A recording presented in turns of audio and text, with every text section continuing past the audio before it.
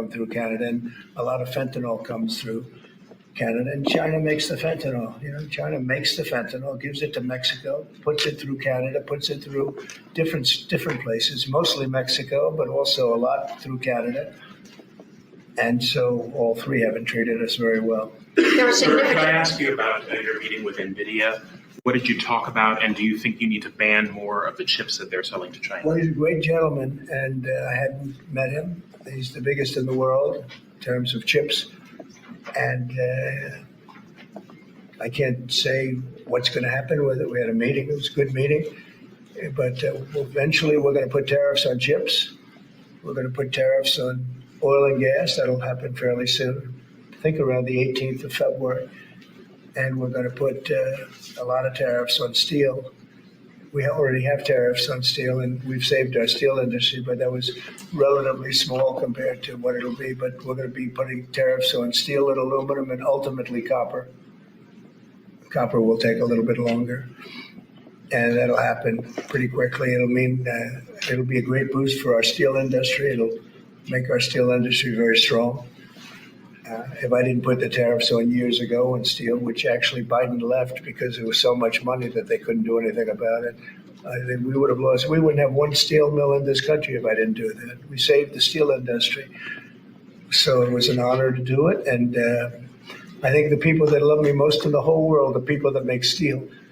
But we're going to be putting sometime this month, next month, we're going to be putting tariffs on steel and aluminum. And we'll give you an announcement as to what the exact date is. But it'll be a tremendous amount of money for our country, a tremendous amount. These are big numbers. And in addition to that, and you see the power of the tariff. I mean, the tariff is good. And nobody can compete with us because we have by far the biggest piggy bank. And so that'll take place very quickly. But also we'll be doing pharmaceuticals. And to bring our industry back, we want to bring pharmaceuticals back to the country. And the way you bring it back to the country is by putting up a wall, and the wall is a tariff wall. We were the richest country in the world. We were at our richest from 1870 to 1913. That's when we were a tariff country. And then they went to an income tax concept, and, how did that work out? It's fine. I mean, it's okay, but would have been very much better.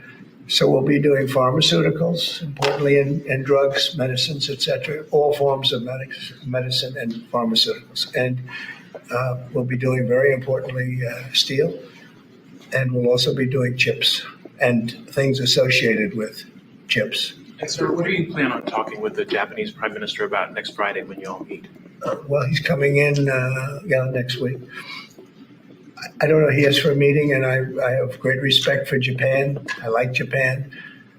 Prime Minister Abe was a very close friend of mine. What happened to him was so sad, one of the saddest days.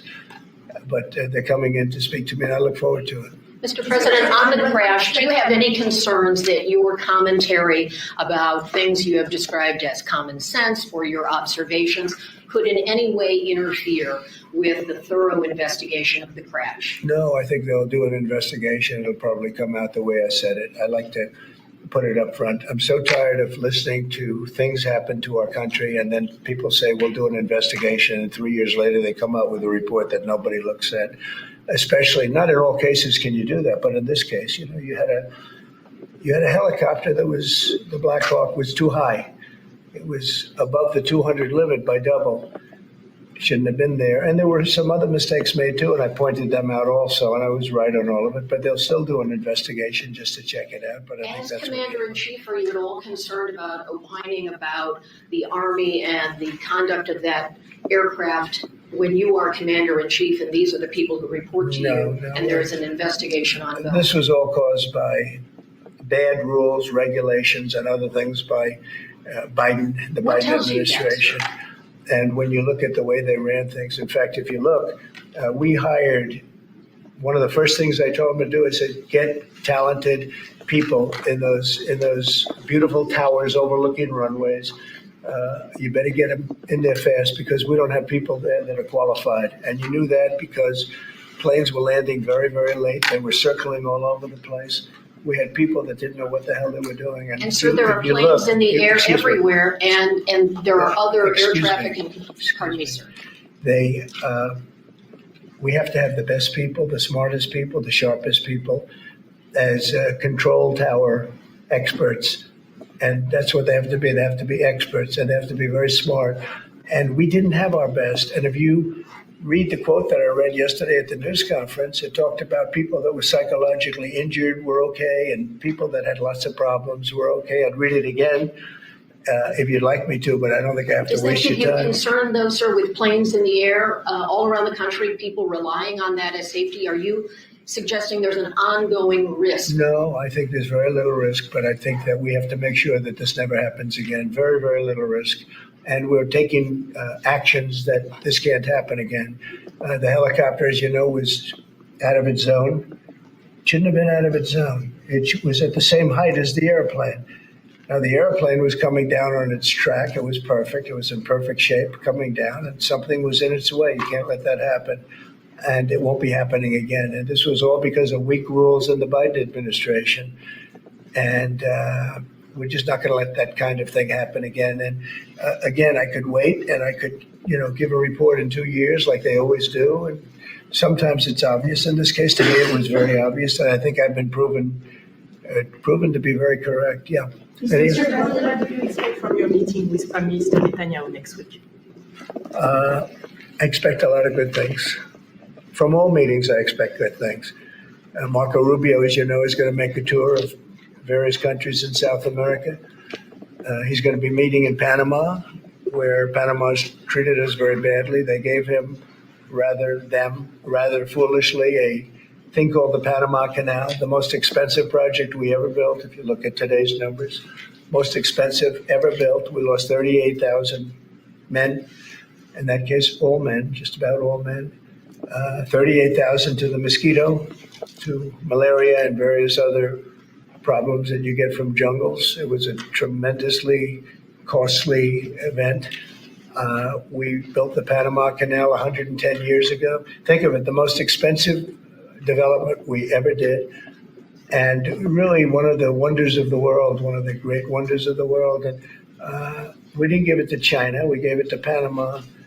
And Panama's been ripping down all the China language signs. They've been working like mad to try, but about 70% of the signs were up and they were written in Chinese, and that's not the deal. So we're going to take it back. They've already offered to do many things, but we think it's appropriate that we take it back. They've totally violated the agreement. We have an agreement. They violated the agreement, and Marco Rubio's going over there to talk to the gentleman that's in charge. Mr. President, do you still think it's a good idea for Jordan and Egypt to be taking in Palestinians when they reject the idea and the Palestinians who are living now in Egypt? I think Jordan will take people from Gaza. And I think Egypt will take them also. I mean, I heard somebody said they're not going to, but I think they will. I feel confident they will. Mr. President, will tomorrow's tariffs include oil? What? Will tomorrow's tariffs be inclusive of Canadian crude? I'm probably going to reduce the tariff a little bit on that. We think we're going to bring it down to 10% on the oil. So it's 25% on the Canada side. Mr. President, are these tariffs stacking on top of already existing tariffs? Or Yes, this will be the on top of whatever may be existing. Mr. Mr. President, ask you a question about Venezuela. Rick Cornell was seen on state TV shaking hands with President Maduro. Is there any concern that that might lend legitimacy to the Maduro administration? No, we want to do something with Venezuela. I've been a very big opponent of Venezuela and Maduro. They've treated us not so good, but they've treated, more importantly, the Venezuelan people very badly. We have tremendous Venezuelan population. I got 92% of the vote, the Venezuelan vote. Now we want to see what we can do to get people back in their homeland safe and free. And all. He's meeting with a lot of different people, but we are for the people of Venezuela. We're for the Venezuelan Americans. If you look at it, we have them all in Florida, right around the Doral area. That's really, they call it Little Venezuela, right? And they voted for me close to 100% So we'll see what we can do to straighten out the situation in Venezuela. Venezuela has been very unfortunate. I was very surprised when I saw that Biden agreed to buy a lot of oil from Venezuela, because Venezuela was just about finished, the dictator. And when that happened, it brought him back to life. Biden went out and they buy millions of barrels of oil. I say, what's that all about? So we're not going to let that stupid stuff happen. So we'll see what happens. We're not happy with Venezuela. We don't like the way they've treated the Venezuelans at all. Mr. President, there have been some warnings or messages that government websites will be shut down this evening to scrub them of DEI content. Can you confirm if that's accurate? Shut down? Government websites, will be shut down this evening to scrub them of DEI content. Can you confirm whether that's accurate and if there are any concerns? I don't know. It doesn't sound like a bad idea to me. DEI would have ruined our country, and now it's dead.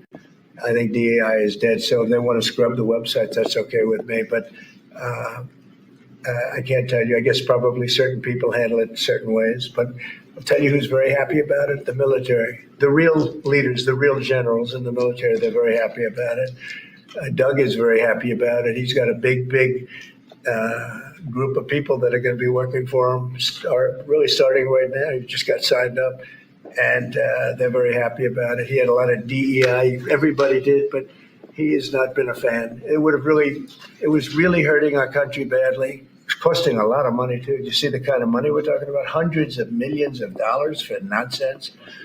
Now we have our country back now. Our country is back, and it's a nice thing to say. I've never seen such love. I've never had anything like it. I've never seen anything like it. People are coming up, sir, thank you for bringing our country back. We were losing our country, and I think we're stronger now than we've been in many, many decades. And the Can I Department get of an update on your call with Vladimir Putin? Well, we'll be speaking. We'll be speaking, and I think we'll perhaps do something that'll be significant. We want to end that war. That war would have never started if I was president, and we want to end that war. That war is a horrible war. Millions of young people are being killed, mostly on the lines now, mostly soldiers. But the cities have been largely destroyed, many of them. They're like demolition sites. But the soldiers are just shooting at each other. It's a very flat land. I said this the last time, very, very flat land. The only place that a bullet stops is when it hits a person. And they're hitting a lot of people. They're hitting a lot of soldiers, but on both sides. I think Russia would probably say close to 800,000, and Ukraine 600,000 or 700,000. And it's just a senseless situation, and it's got to stop. So whatever I can do to stop it, and we are having discussions, yes. ongoing, already scheduled and ongoing? Already talking, yes. So you've already spoken to Vladimir Putin? I don't want to say that, but we are having very serious discussions. Is there a reason you about- don't want to? Well, I just don't want to say that. We're having very serious discussions about that war, trying to get it ended With Russia? with Russia, yeah. At the Department of Justice and the FBI, there are a number of high-level people who are being asked to resign or are being told they are going to be fired. Did you specifically request any actions at the Bureau or DOJ with respect to those employees? No, but we have some very bad people over there. It was weaponized at a level that nobody's ever seen before. They came after a lot of people, like me, but they came after a lot of people. No, I wasn't involved in it. I'll have to see what is exactly going on after this is finished. But if they fired some people over there, that's a good thing, because they were very bad. They were very corrupt people, very corrupt, and they hurt our country very badly with the weaponization. They used the Justice Department to go after their political opponent, which in itself is illegal. And obviously it didn't work. Are you going to impose tariff on the European Union? What does that mean? Are you going to impose tariff too on the European Union like you did you are going to do for Mexico and Canada? Well, you're asking me a question because I'm sure you didn't hear. Am I going to impose tariffs on the European Union? Do you want the truthful answer, or should I give you a political answer? Absolutely. Absolutely. Tariffs The European Union has treated us so terribly. You promised Americans to try to reduce costs, and so many of the products Yeah. that would be tariffed, when they come into the country, the outgoing country is not paying the tariff. The buyers in the United States pay that, and then that's passed on to consumers in Right. most instances. Sometimes. How would you expect to have prices come down if you have such a broad plan for tariffs? And what do you say to the voters who want to see you reduce everyday costs? Well, let me just tell you that I got elected for a lot of reasons. Number one was the border. Number two was inflation, because I had almost no inflation. And yet I charged hundreds of billions of dollars of tariffs to countries. And think of it, I had almost no inflation, and I took in $600 billion of money from other countries. And tariffs don't cause inflation, they cause success. They cause big success. So we're going to have great success. There could be some temporary short-term disruption, and people will understand that. I had that when I negotiated some of the good deals for the farmers. And unfortunately, those deals have been led astray by Biden and his people because they didn't enforce the deals. We have a deal with China, which is phenomenal for the farmers, but there was nobody to enforce it in the Biden administration. They let them get away with murder. So that's another thing we're going to be bringing. Do you accept They the committed, principle of costs they being passed committed to on? buying $50 billion worth of farm product, and they did it when I was president. As soon as I left, they stopped doing it because there was nobody in Biden to enforce it. But the tariffs are going to make us very rich and very strong, and we're going to treat other countries very fairly. But if you think about it, other countries charge us tariffs. We don't charge them tariffs. And it's about time that changes. Sir, are you concerned about the market reaction around tariffs? No. Tariffs, the word tariff is a very misunderstood word. You've heard me say, I say it kiddingly, but it's one of the most beautiful words in the dictionary. It really is. And we've been taken advantage of because others have charged us VATs. As an example, the European Union charges us 20% plus a VAT tax, called a VAT tax, very similar. And it costs us an absolute fortune. We are treated so badly. They don't take our cars. They don't take our farm products, essentially. They don't take almost anything. And we have a tremendous deficit with the European Union. So we'll be doing something very substantial with the European Union. We're going to bring the level up to where it should be. And if you think of the European Union, then you go to NATO, it's largely the same group of countries. Until I came along, we were paying almost 100% of NATO only to get bad trade deals. And now it's been evened out, but very unfair it was evened out pretty good. Actually, I did a good job. They paid $440 billion if you look at the Secretary General's report, and he was here recently and he said that. He said one of the most amazing things I've ever seen is what President Trump was able to do with these countries of Europe, of which he was in charge of them, but he couldn't get them to pay. I went over, I said, you got to pay, and if you don't pay, we're not going to protect you. It's very simple.